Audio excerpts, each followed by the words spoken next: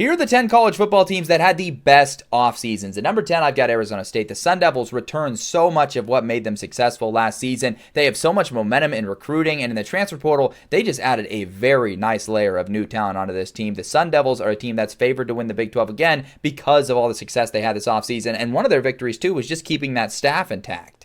FAU is a program that last season was lost and directionless under Tom Herman, and now things have just completely flipped after one offseason. They bring in Zach Kittley, which is one of the most exciting young coaches in college football, a couple of new weapons on offense, and suddenly they could have one of the best offenses in the group of five. They upgraded in so many areas. Their defense is going to be a work in progress. We'll see how they look this year.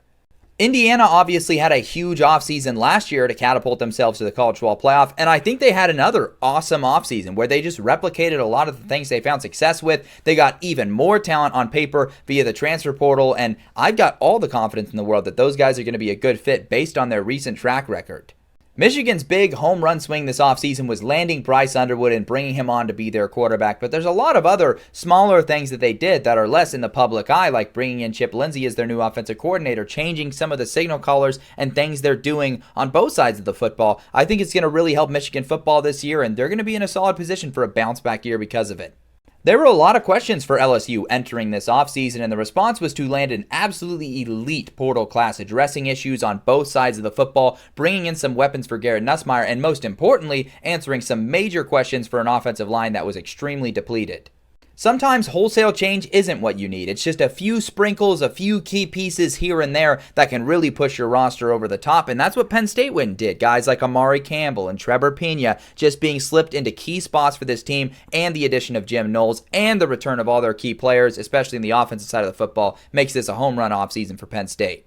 Imagine going from one of the worst teams in college football to a legit conference title contender with the reigning Sun Belt Player of the Year at quarterback and the reigning Sun Belt Coach of the Year who just won a conference title as your coach. That dream is a reality for Southern Miss this year. Utah had a Big 12 championship defense last year that they just could not support for the life of them on offense. They fire their offensive coordinator. They bring in Jason Beck. They bring in Devin Dampier. They bring in so many promising weapons. I think the Utes may have fixed their offense this offseason. Texas Tech has not been shy about the money they spent in the transfer portal, and it paid off in giving them an absolutely elite transfer portal class. That, coupled with the recruiting momentum they have and all of the other things they were able to do this offseason, Texas Tech undeniably had one of the best offseasons in college football.